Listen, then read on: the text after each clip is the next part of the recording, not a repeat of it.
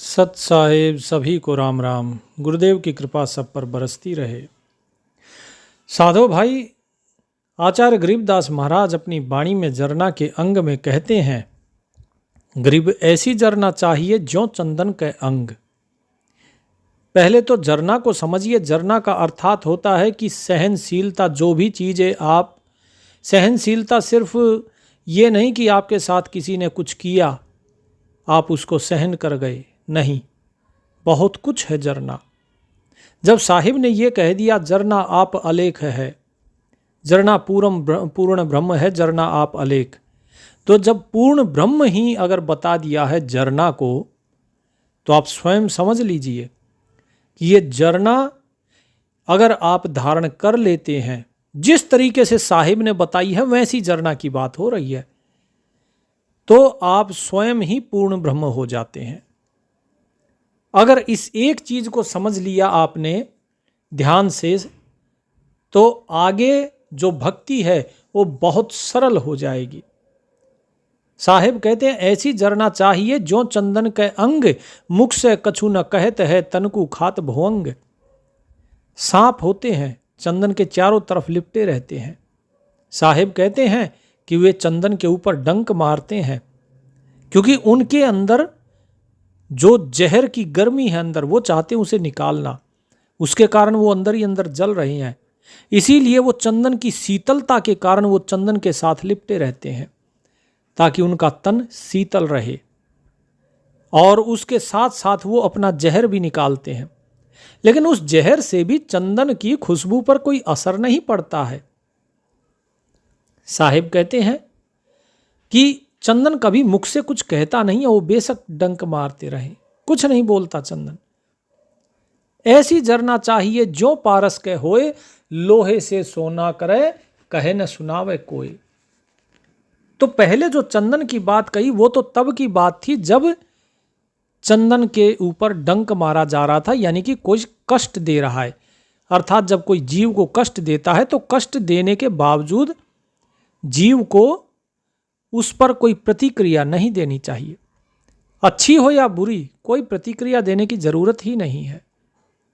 और दूसरे में क्या कहते हैं कि जिस प्रकार पारस होता है, पारस क्या करता है, लोहे को सोना कर देता है, लेकिन उसके बाद भी वो अपनी बड़ाई नहीं करता कि भाई मैंने देखो इसे सोना बना दिया।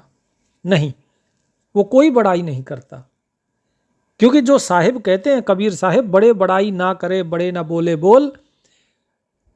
तो यही चीज रहीम जी भी कहते हैं।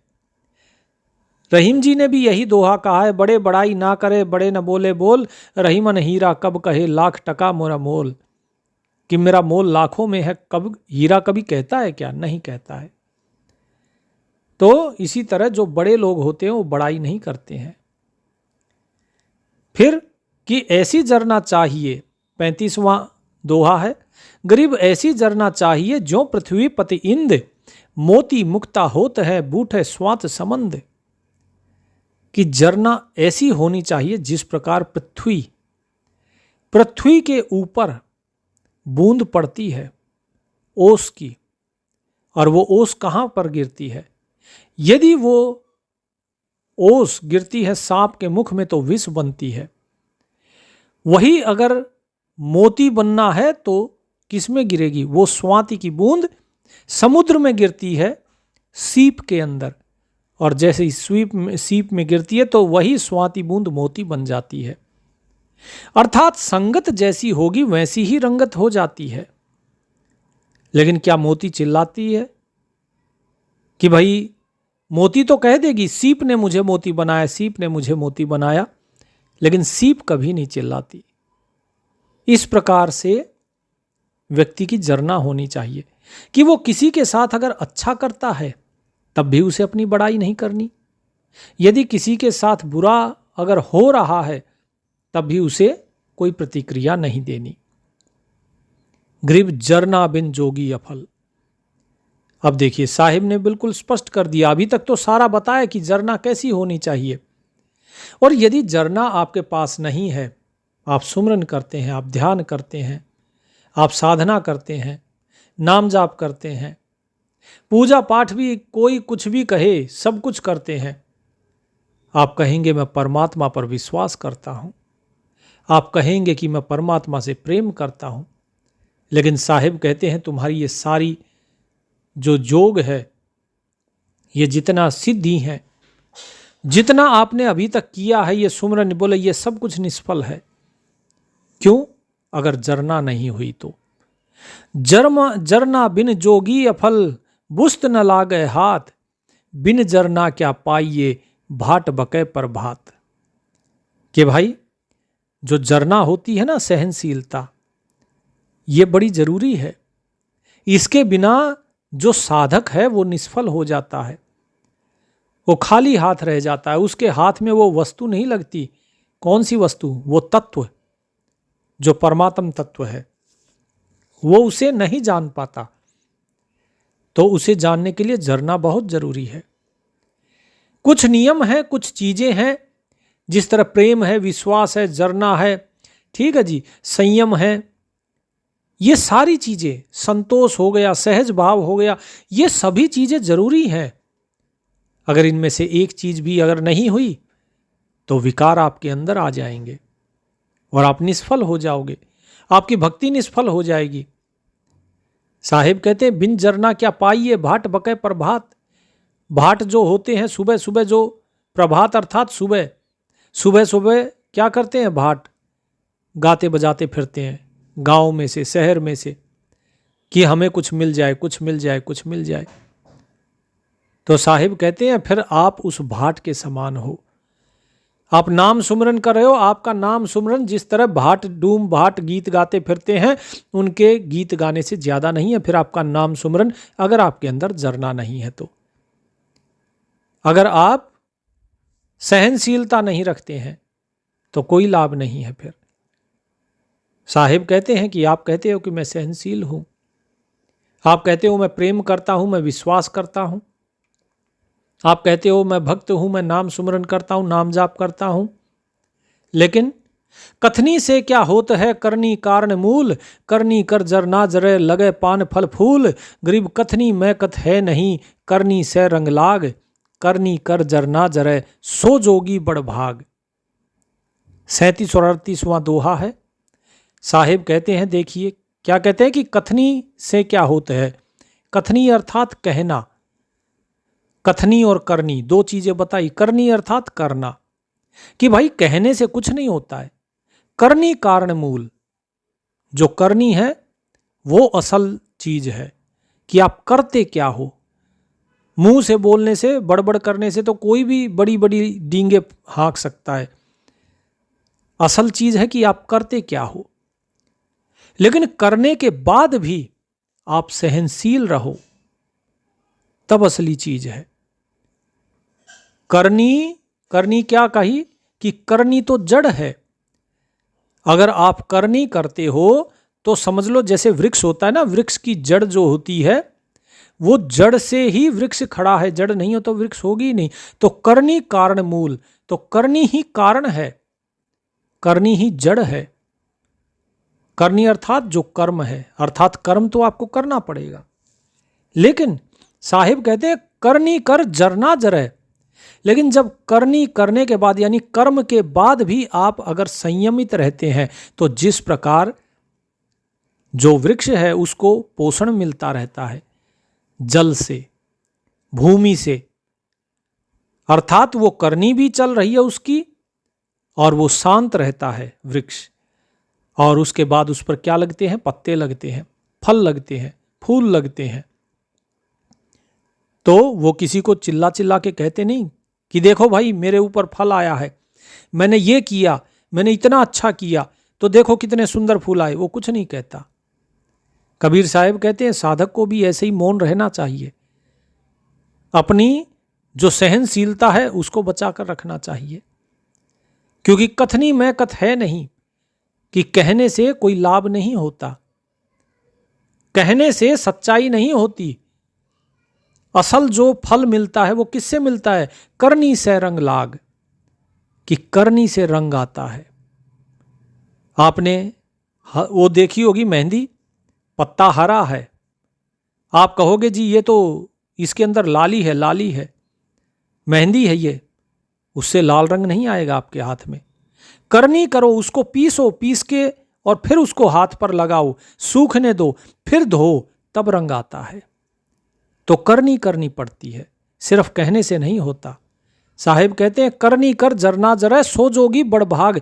वो बड़भागी है जो व्यक्ति करनी भी करता है और उसके बाद उसका बखान नहीं करता। ऐसे बहुत से लोग हैं जो करनी नहीं करते लेकिन कथनी बड़ी बढ़िया कहते हैं कि हम ये कर देंगे, हम वो कर देंगे, लेकिन बस का तो कुछ नहीं, करते कुछ भी नहीं। कुछ ऐसे होते हैं जो कहते हैं और करते भी हैं। लेकिन कबीर साहिब कहते हैं और गरीबदास महाराज कहते हैं कि भाई करनी तो करो लेकिन उसको कथो मत, सिर्फ कर्म करो, कहो मत। कहने से फंस जाओगे, क्योंकि अगर आप कहोगे कि ये काम किया तो प्रश्न उठेगा किसने किया। आप कहोगे मैंने किया, और जैसे ही आपने कहा मैं कहते ही फंस जाओगे। तो इसीलिए कर्म करो और सहनशील रहो। इसीलिए दास आपको बार बार कहता है मौन। फिर क्या कहते हैं उसके बाद 39, 40वां 41वां क्या है दोहा, अनंत कोट धुन होत है अनंत कोट झनकार, ये ती सुन झरना जरे सो जोगी करतार। अनंत कोट धुन होत है अनंत कोट छवि रंग, ये ती लख झरना जरे सो साधु शब्द विहंग। अनंत कोटि बाजे बजे अनंत कोटि रवि तेज, ये ती लख झरना जरे सो साधु पर से सेज। कि भाई देखो, जब परमात्मा के मार्ग पे चलते हैं तो अनेकों प्रकार की धुन होती हैं, अनेकों प्रकार के झनकार होती हैं, अनहद नाद होते हैं।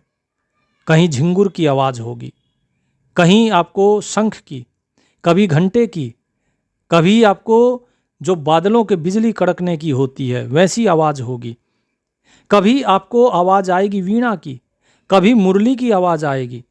इस प्रकार की आवाज़ें आती हैं। और इतना ही नहीं, अनेकों अनेक प्रकार का प्रकाश भी दिखाई देगा, रंग अलग अलग दिखाई देंगे, कभी लाल, कभी केसरिया, कभी पीला, कभी सफ़ेद, कभी नीला। इस प्रकार के 5 रंगों के आपको अलग अलग रंग दिखाई देंगे। और इतना ही नहीं, अलग अलग झनकार होती हैं, शब्द होता है अलग अलग प्रकार का, कभी ओंकार, कभी सोहम, कभी ररंकार। इस प्रकार से अलग अलग जो है आपको जो शब्द हैं वो भी सुनाई देंगे। ठीक है जी।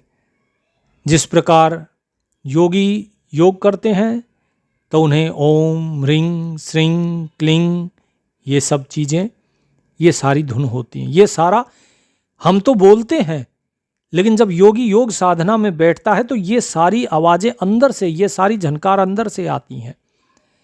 ये तब होता है जब चक्र का जागरण होता है, कुंडलिनी जागरण होता है, तब उन्हें बोलने की जरूरत नहीं पड़ती, वो अंदर से ही प्रकट होता है। साहिब कहते हैं कि करनी करके भी जो व्यक्ति इतना सब कुछ सुनने के बाद भी उसको सहन कर जाए, अर्थात होता क्या है ना कि हाँ जी हमें तो ये धुन सुनाई दे गई, बड़े प्रसन्न होते हैं कि हमें ये धुन सुनाई दे रही है, हमें ऐसा प्रकाश दिखाई दे रहा है, और हम YouTube पर, व्हाट्सएप पे लग जाएंगे, कहीं इंस्टाग्राम पे, अरे भाई मुझे तो ये सुनाई दिया, तुझे सुनाई दिया क्या? मुझे ऐसी झनकार सुनाई दी, तुम्हें सुनाई दी क्या? कबीर साहिब कहते हैं बिल्कुल नहीं कहना। ये जितनी भी आप सुनते हो, जो भी कुछ आप देख रहे हो, अलग अलग रंग देख रहे हो, अलग अलग तेज देख रहे हो, अनंतो अनंत सूर्यों का तेज देख रहे हो, अनंतो अनंत बाजे बज रहे हैं अंदर, वे सब की जो आवाज़ आप सुन रहे हो, बोले इन सब को किसी को नहीं कहना, इसको शांत रखो, अपने मन में रखो, जो चल रहा है चलने दो, केवल सुमिरन करो। साहिब कहते हैं सो जोगी करतार।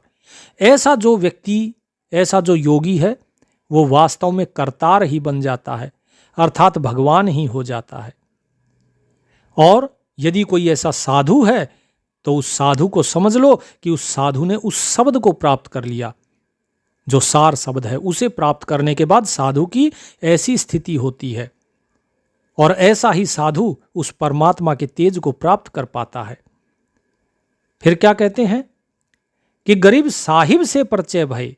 अब जैसे बताया ना कि साधु हुई उस तेज को, उस परमात्मा को प्राप्त कर पाता है, तो परमात्मा को प्राप्त करता है तो उसका परिचय होता है। क्या परिचय? गरीब साहिब से परिचय भये दुनिया बीच अधीन, ये ती लख जरना जरे सो साधु परवीन।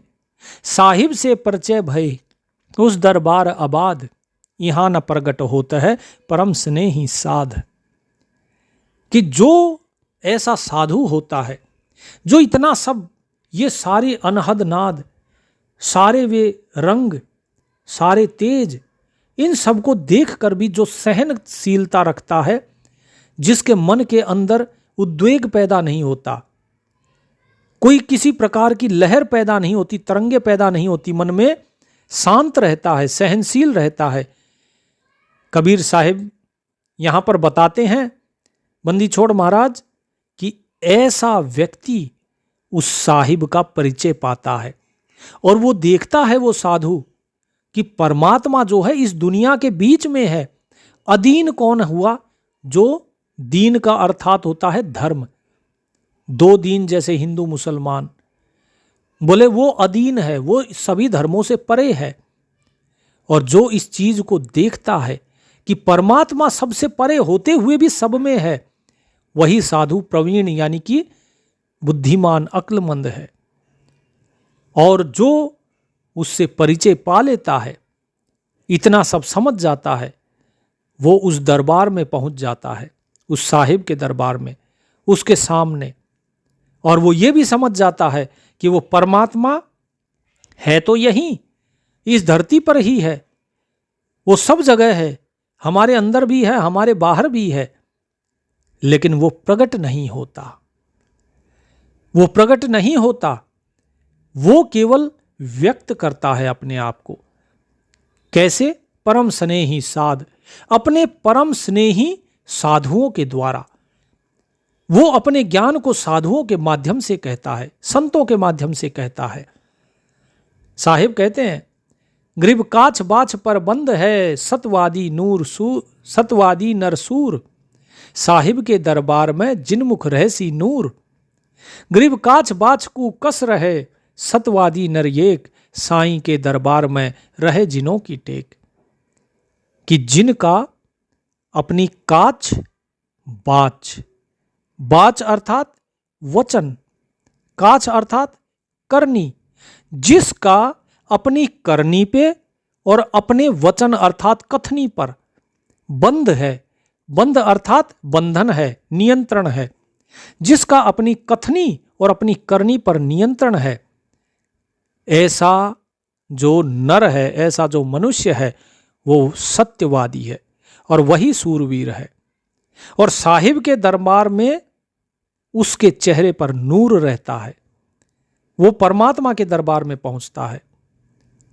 और ऐसा ही व्यक्ति सत्यवादी नर एक। साहिब कहते हैं, अपनी वाणी को और अपनी करनी को जो अपने वश में रखे, कस कर रखे, ऐसा सत्यवादी नर करोड़ों में कोई एक होता है। साईं के दरबार में रहे जिनों की टेक, और उस परमात्मा के दरबार में उसी की टेक रहती है। टेक अर्थात इज्जत, ठीक है जी, सम्मान। तो परमात्मा उसे ही भाव देते हैं। तो इसीलिए कहा गया है जरना रखो। जरना जो रखेगा वही वास्तव में उस परमात्मा का परिचय पाएगा। गरीब जरना साहिब संत हैं। 46, 47, 48 और 49वां दोहा देखिए सबसे नीचे। जरना साहिब संत हैं, जरना सतगुरु साच, जरना पांचों तत्व है, ऐसी जरना काछ। गरीब जरै सो अविचल रहेगा, झरै सो परलो माहे। जरना जोगी ना मरे, आवागमन न जाहे। जरै सो निर्गुण नूर है, जरै सो निर्गुण तंत। जरै सो साहिब आप है, जरै सो सत भगवंत। गरीब ज्ञान जोग को सब जरै, जरय नाम निर्धार, अठ सद नौनिधि कू जरय, आपय अधम उद्धार। कि जो जरना है अर्थात जो सहनशीलता है, ये सहनशीलता साहिब संत सतगुरु बोले ये सब इनका लक्षण है। तो जो इस जरना को धारण करता है वो स्वयं ही साहिब का अंग है, वो स्वयं ही संत है, वो स्वयं ही सतगुरु हो जाता है। और जरना क्या है? जरना पांचों तत्व हैं। जो पांचों तत्व हैं, अग्नि पृथ्वी जल आकाश वायु, ये सब कुछ जरना के कारण ही है। क्योंकि शुरुआत में ही कल के सत्संग में आपको बताया था अग्नि पृथ्वी जल आकाश वायु किस प्रकार से जरना को धारण किए हुए हैं। उनके साथ कुछ भी करो लेकिन वे कभी अपनी मर्यादा को भंग नहीं करते, पलटकर कभी भी वो जवाब नहीं देते। साहेब कहते हैं ऐसी ही जरना आप भी रखो, आप भी ऐसी करनी करो, जरे सो अविचल रहेगा। जो जरना रखेगा, सहनशीलता रखेगा, वो अविचल रहेगा, शांत रहेगा। लेकिन जो झर जाता है बोले सो परलो माही, वो प्रलय में अर्थात जन्म मृत्यु में फंस जाता है। और जो जोगी जरना रखता है तो जरना जोगी ना मरे आवागमन न जाहे। कि जिस जोगी के अंदर जरना है वो मरता नहीं, वो अमर हो जाता है, वो आवागमन में नहीं आता। शरीर तो त्याग देता है वो, लेकिन उसके बाद आवागमन में नहीं जाता। जरे सो निर्गुण नूर है, जरे सो निर्गुण तंत्र। जो सहनशीलता रखता है वही निर्गुण नूर है, अर्थात उस निर्गुण परमात्मा का नूर है, वही उसका प्यारा है, वही उसका अंश है। क्यों? क्योंकि जरे सो साहिब आप है, जरे सो सत भगवंत। क्योंकि जो जरना रखता है वही उस साहिब के साथ एक होकर स्वयं साहिब हो जाता है, वही सत्य हो जाता है, वही भगवान हो जाता है। इसीलिए जरना जरूरी है, क्योंकि जरना उस परमात्मा का अंश है, जरना उस परमात्मा का गुण है। यदि आपको किसी के साथ, मान लो अगर जल के साथ बर्फ को एक होना है तो उसे जल का ही गुण ग्रहण करना होगा। भाप है, भाप गर्म होती है तो उसे अपनी गर्मी छोड़नी होगी, वापस उसे सामान्य तापमान पर आके जल बनना होगा, तभी वो जल के साथ एक हो सकती है। हालांकि भाप में भी जल ही तो है और कुछ नहीं है, लेकिन फिर भी भाप ऊपर जाती है, बर्फ नीचे गिरती है, लेकिन पानी बहता है। साहिब कहते हैं कि भाई अगर उस परमात्मा के साथ एक होना है तो जरना जरूरी है। तो ज्ञान योग हो, चाहे आपके पास ज्ञान मार्ग पे चल रहे हो, चाहे योग मार्ग पे चल रहे हो, चाहे आप नाम सुमरन के मार्ग पे चल रहे हो, ज्ञान योग को सब जरे जरे नाम निर्धार। चाहे नाम के मार्ग पे हो, लेकिन इन सभी को सहन करना सीखो। कुछ कहते हैं योगी, बोले नहीं जी ज्ञान योग से उत्तम योग मार्ग है। दूसरे कहेंगे नहीं, नाम सुमरन योग से उत्तम है, ज्ञान मार्ग से उत्तम है। साहिब कहते हैं कि सब के सब मूर्ख हैं। आजकल यूट्यूब पर देखते हैं, वो एक कहीं रामपाल के चेले खड़े हो जाएंगे, कहीं नितिन दास खड़ा हो जाएगा, और जो है ये सब एक साथ में आकर बहस करते हैं। किसी प्रश्न को उठा के वो उसको सुना रहा है, वो उसको सुना रहा है। साहिब कहते हैं संत ऐसा नहीं करते। जो बहस करता है वो मूर्ख है। बहस कौन करता है? पाखंडी, मूर्ख हैं वे। उससे क्या होगा? जो सत्य ज्ञान है वो देना चाहिए, जो अधिकारी होगा वो उस सत्य ज्ञान को ले लेगा। बहस करके क्या फायदा है? मैं उनको देखकर हंसता हूं कि भाई देखो, पहले एक मूर्ख था, अब एक और आ गया। तो बहस तभी होती है जब दो मूर्ख इकट्ठे हो जाते हैं। कबीर साहिब कहते, ज्ञानी से कहिए कहा, कहते कबीर लजाए, अंधे आगे नाचते कलाकारथ जाए। कि ज्ञानी को कुछ कहने की जरूरत नहीं होती, क्योंकि वो स्वयं ज्ञानी है, उसको कहते हुए तो मुझे ही लाज आती है। और जो मूर्ख व्यक्ति होता है उसको कहकर कोई फायदा नहीं। जैसे अंधे के आगे बीन बजाना, अंधे के आगे आप कितना ही नाचो, आपकी कला व्यर्थ जाएगी, क्योंकि वो अंधा है। तो इसीलिए इन बहसबाजियों में कभी ना पड़े। इसीलिए साहिब ने कहा कि ज्ञान जोग को सब जरय जरय नाम निर्धार, और अठ सिद्धि नो निधि कू जरय आपय अधम उधार। आपके पास 8 सिद्धियां 9 निधियां भी अगर हैं, उसको भी आप सहन कर जाते हो। वास्तव में जब व्यक्ति नाम सुमरन करता है तो सब जितनी माया है, जितनी सिद्धियां हैं, ये सब आपकी गुलाम हो जाती है, ये सब आपकी सेवा में रहती हैं। आपके एक इशारे पर ये सब कुछ तैयार रहता है। आपने किसी भक्त को देखा भूखा मरते हुए? आपने किसी भक्त को देखा कि उसकी कोई चीज, कोई काम ऐसा रुक गया हो? देखिए, जो नरसिंह जी थे, उनका भात भरने के लिए स्वयं श्री कृष्ण को आना पड़ा। ऐसा भात भरा किसी ने? क्योंकि वो भक्त थे। जो भक्त हैं कबीर साहिब को देखिए, स्वयं परमात्मा, उन्होंने इतना बड़ा भंडारा कर दिया।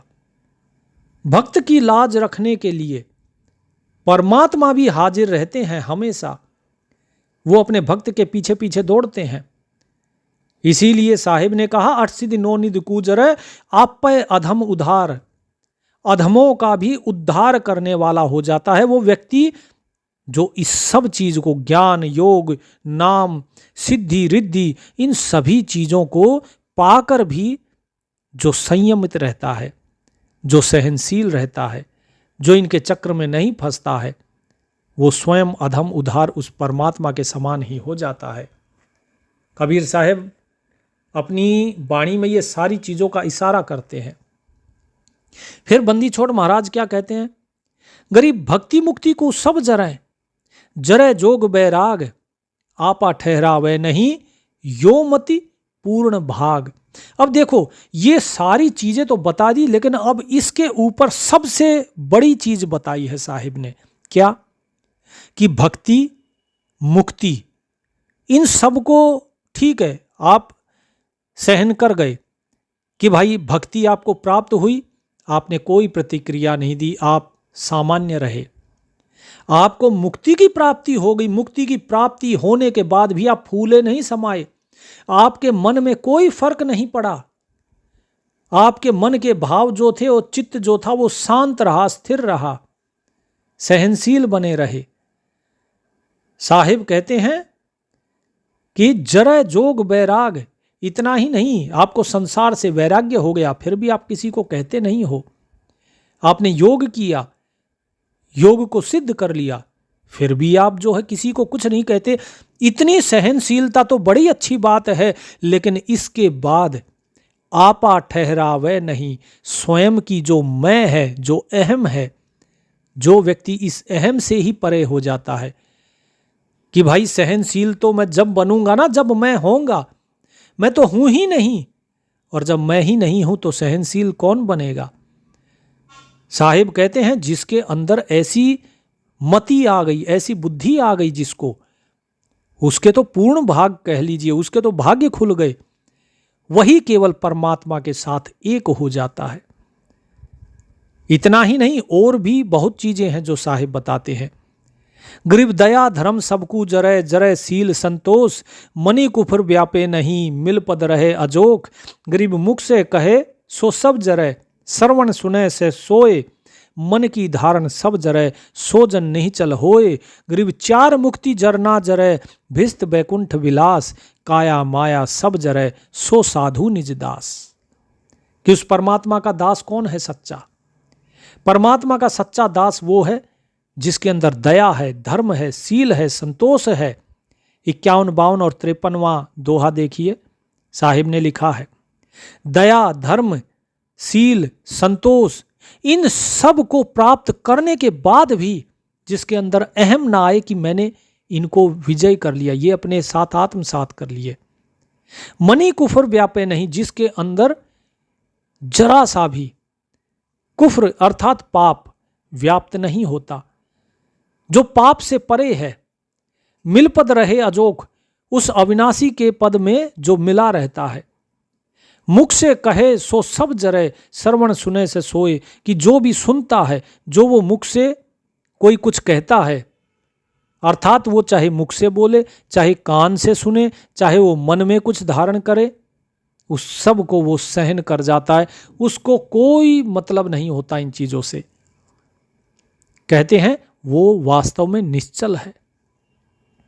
वो व्यक्ति बोलता हुआ भी निश्चल है, वो सब कुछ सुनता हुआ भी कुछ नहीं सुनता, वो मन में सारी चीजें धारण करता हुआ भी कुछ धारण नहीं करता, वो निश्चल हो जाता है।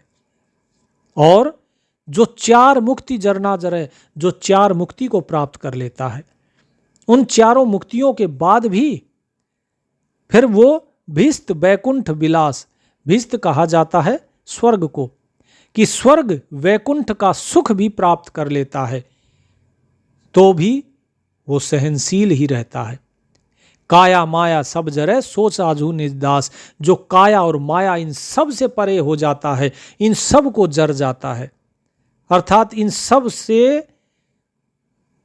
क्या कहिए, एक शब्द मैं सोच रहा हूं, इन सब से कह लीजिए कि अलिप्त निर्लिप्त रहता है, कि क्या माया है, क्या काया है या नहीं है, इन सब से जिसे कोई मतलब नहीं रह जाता, वो कहा सो साधु निज दास। निज अर्थात अपना, कि उस परमात्मा का वो स्वयं का दास होता है, परमात्मा का ही वो दास होता है।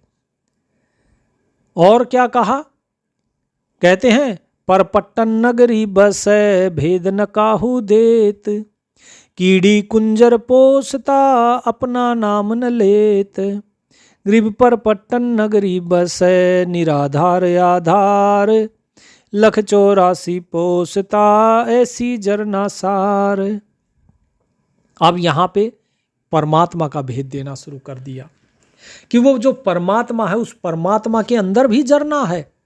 उस परमात्मा की जरना कैसी है, उसके बारे में आगे सब कुछ विस्तार दिया है साहिब ने।